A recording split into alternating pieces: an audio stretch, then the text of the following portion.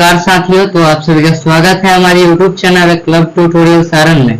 दोस्तों, आज के इस वीडियो में मैं आप सभी के लिए अर्धवार्षिक परीक्षा 2023 सामाजिक विज्ञान का कक्षा 8 का मॉडल सेट पेपर ओरिजिनल वाला लेकर आया हूँ। दोस्तों, आशा करूंगा ये वीडियो आप सभी को अवश्य पसंद आएगी। अगर वीडियो पसंद आएगी तो वीडियो को प्लीज लाइक और चैनल पर नए हैं तो चैनल को सब्सक्राइब कर लीजिएगा, ताकि हम जो भी वीडियो डालें उसका नोटिफिकेशन सबसे पहले आप सभी के पास जाए। तो चलिए साथियों, अब हम लोग वीडियो को स्टार्ट करते हैं। तो दोस्तों, सबसे पहले आपको हम बता दें कि आपका स्कूल से जो भी आपको क्वेश्चन पेपर मिलेगा उसका पहला जो इंटरफेस होगा वो ऐसा होगा। तो आपको सबसे पहले यहाँ पे करना क्या होगा, सबसे पहले आपको दिया होगा क्लास का, जो भी आपका क्लास है वो दिया होगा, आपका विषय दिया गया होगा, फिर आपका जो समय है, आपके कितने दिनों में आपको परीक्षा देकर आपको पेपर सबमिट कर देना है वो दिया होगा। फिर आपको ये पेपर जो है वो कितने मार्क्स का हो रहा है वो दिया गया है। आपको यहाँ पे अपना नाम लिखना होगा, फिर आपको यहाँ पे अपना रोल नंबर और अपने विद्यालय का नाम, यहाँ पे अपने प्रखंड का नाम, यहाँ पे संकुल का नाम, और यहाँ पे आपको क्या होगा, अपने जिले का नाम को लिख देना होगा। चलिए दोस्तों, अब हम लोग सीधे चलते हैं अपने प्रश्न की ओर। देखते हैं हमारा पहला प्रश्न जो क्या है वो क्या दिया गया है। तो हमारा जो पहला प्रश्न है वो दिया गया है, सही विकल्प के सामने सही का चिन्ह लगाइए। यहाँ पे हमारा पहला प्रश्न दिया गया है, जो आपका जो पेपर मिलेगा उसका पहला प्रश्न दिया गया है, सही विकल्प के सामने सही का चिन्ह लगाइए। तो ये जो आपका प्रश्न है ये 2 मार्क्स का एक है और इसमें जो प्रश्न है वो 5 है। यानी आप इस प्रश्न को, पूरे प्रश्न को हल कर देंगे तो आपको 10 मार्क्स मिलेंगे। तो आपका पहला प्रश्न दिया गया, बिहार में अंग्रेजों के समय किस तरह की भूमि व्यवस्था अपनाई गई। तो बिहार में जब अंग्रेज आए थे तो उस समय किस प्रकार की भूमि व्यवस्था अपनाई गई थी उसके बारे में बताना है। तो देखिए, पहला दिया गया है अस्थाई बंदोबस्त था, या फिर रैयतवाड़ी व्यवस्था था, या फिर मलवाड़ी व्यवस्था, या फिर इनमें से कोई नहीं। तो उस समय हम लोग कौन सा व्यवस्था अपनाए थे, तो उस समय हमारे यहाँ अस्थाई बंदोबस्त चल रहा था। फिर देखिए दूसरा प्रश्न दिया गया है, जनजातीय समाज के लोग आम भाषा में क्या कहलाते थे। तो जनजातीय समाज के लोग आम भाषा में आदिवासी कहलाते थे। फिर आगे देखिए, तीसरा प्रश्न दिया गया है, कोयला का सर्वोत्तम किस्म कौन सा है, यानी कोयला का सबसे अच्छा किस्म कौन सा है। तो कौन सा है, हमारा एंथ्रोसाइट्स है। तो आप लोग एंथ्रोसाइट्स भर लीजिएगा। फिर देखिए हमारा चौथा प्रश्न दिया गया है, चौथा प्रश्न बोल रहा है, भारत में सबसे अधिक वन क्षेत्रफल किस राज्य में है। यानी भारत में सबसे अत्यधिक वन क्षेत्रफल जो है वो किस राज्य में है। तो हमारा है मेघालय। आप भर लीजिएगा यहाँ पे मेघालय। फिर देखिए हमारा पांचवा प्रश्न, इसका जो है दिया गया है, जूट उद्योग का प्रमुख केंद्र कहाँ था। तो हमारा कहाँ पे था वो, तो बंगाल में था। तो आप लोग बंगाल भर लीजिएगा। फिर देखिए हमारा दूसरा प्रश्न दिया गया है, रिक्त स्थानों को भरिए। ये भी, इसमें भी हमारा 5 प्रश्न है और प्रत्येक प्रश्न 2 मार्क्स का है। यानी इस पूरे प्रश्न को आपको हल करने पर 10 मार्क्स मिलेंगे। पहला प्रश्न दिया गया, मशीनों से वस्तुओं के उत्पाद की प्रक्रिया को डैश क्रांति कहते हैं। तो उस समय जो भी मशीनों से वस्तुएं उत्पाद हो रही थी तो उसमें जो क्रांति अपनाई जा रही थी उसे औद्योगिकी क्रांति कहते हैं। तो आप लोग औद्योगिकी भर लीजिएगा। महात्मा गांधी प्राकृतिक परिवेश की शिक्षा, यानी आप लोगों को यहाँ पे भरना होगा अंग्रेजी शिक्षा के विरुद्ध। फिर तीसरा प्रश्न दिया, रविंद्रनाथ टैगोर प्राचीन संस्कृतियों का सम्मान, डैश प्राचीन संस्कृतियों का सम्मान। तो आपको भरना है प्राकृतिक परिवेश में शिक्षा।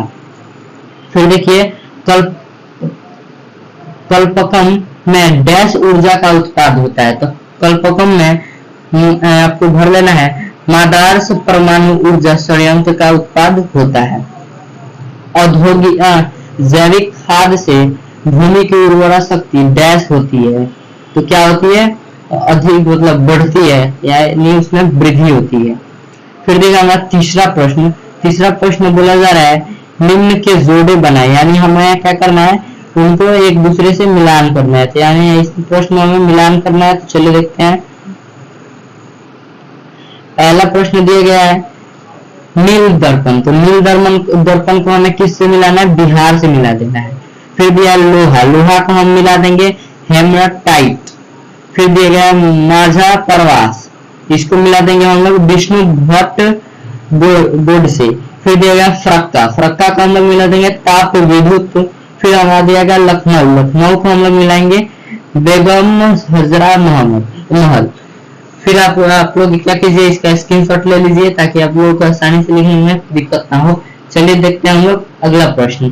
अगला प्रश्न जो है हमारा दिया गया है निम्नलिखित प्रश्नों के उत्तर दे, यानी इस प्रश्न जो दिया गया है उसके हमें क्या करना है, उसका आंसर देना है यानी उत्तर देना है। और ये प्रश्न जो है वो 5 मार्क्स का एक है, यानी आपको एक को प्रश्न हल करेंगे तो 5 मार्क्स मिलेगा। तो देखिए पहला प्रश्न क्या है, भारतीय उद्योगपतियों को भारत में उद्योग की स्थापना में के मार्ग में क्या क्या बाधाएं थी। मतलब भारत के जो भी उद्योगपति थे, उद्योगपति मतलब जो भी कारखाने लगाने वाले व्यक्ति थे, उनको उद्योग मतलब कारखाने लगाने में कौन कौन सा प्रॉब्लम आ रहा था उसके बारे में हमें बताना है। तो चलिए देखते हैं आंसर हमारा क्या है। आंसर दिया गया है सन 1854 में बंबई पहला सूती वस्त्र का कारखाना कावासजी नानाजी दभार नामक एक पारसी ने स्थापित किया।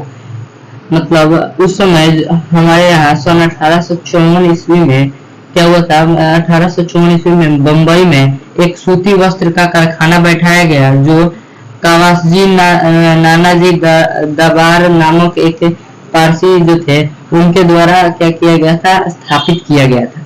सन 1880 ईस्वी में 80 तक पूरे भारत में, मतलब उस समय 1880 ईस्वी तक पूरे भारत में 56 सूती मिल सूती कपड़े के मिल स्थापित हो चुकी थी।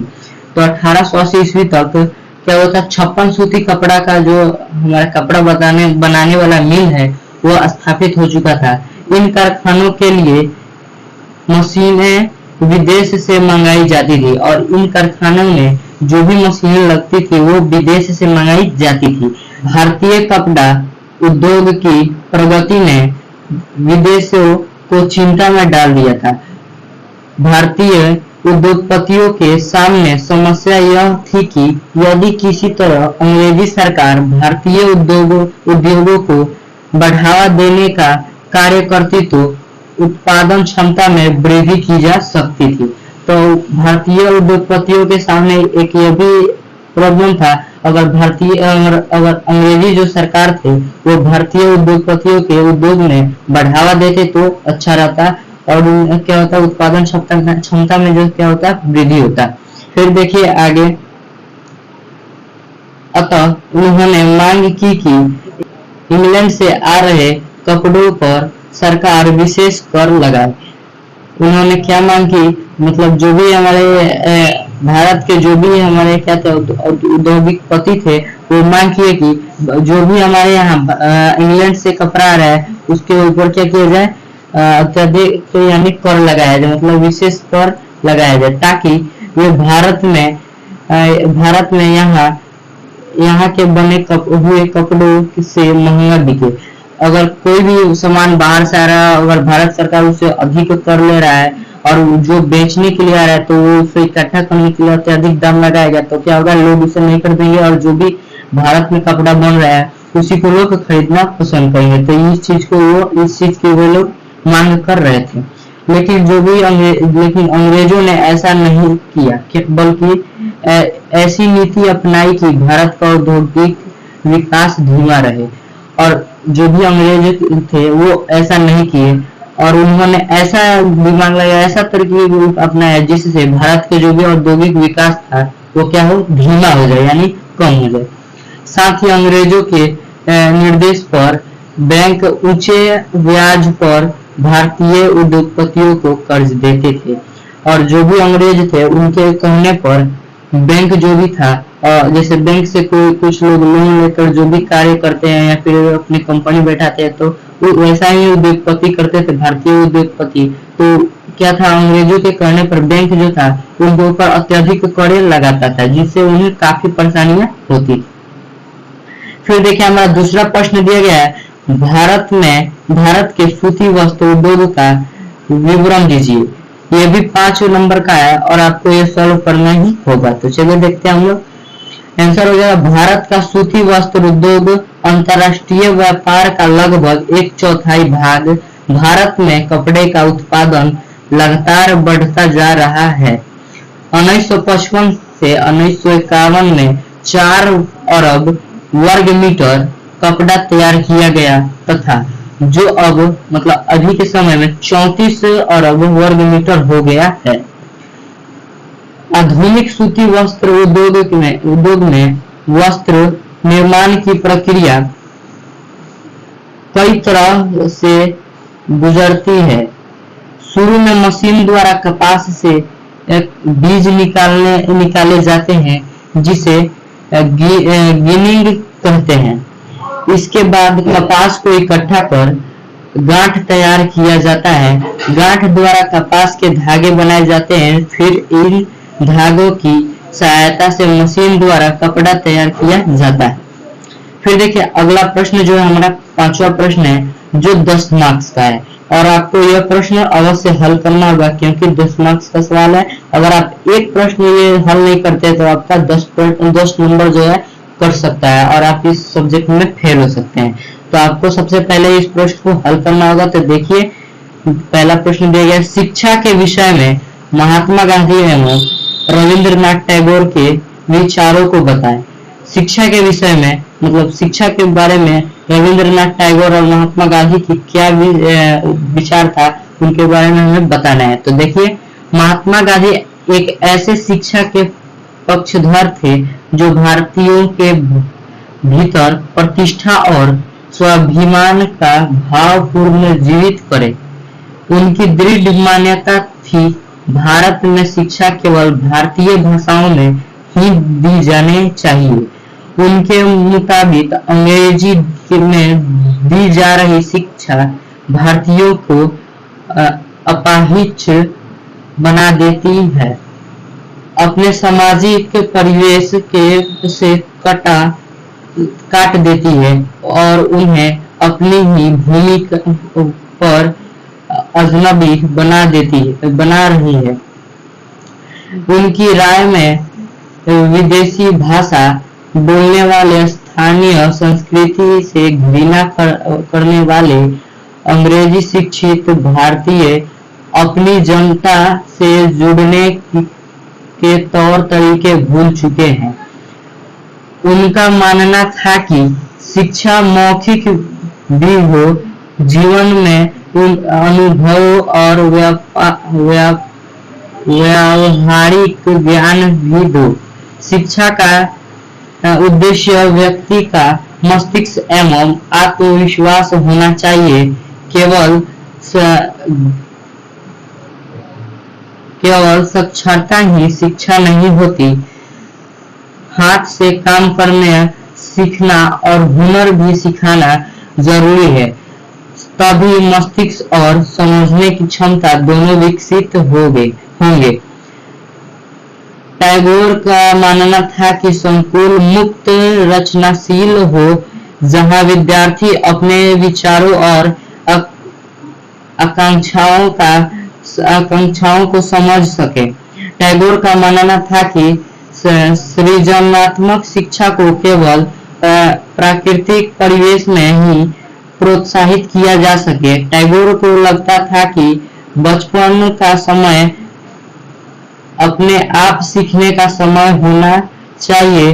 अब अंग्रेजों द्वारा शिफ्ट की गई शिक्षा व्यवस्था के कड़े और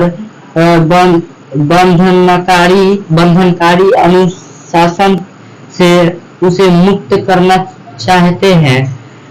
उनका मानना था कि शिक्षित कल्पनाशील हो, बच्चों को समझते हो और उन्हें अंदर से उत्सुकता जगाने की चाह विकसित करने में मदद करे। टैगोर के मुताबिक वर्तमान संकुल बच्चों की रचनाशीलता कल्पनाशीलता होने के उनके स्वाभिमान गुण को मार देते हैं।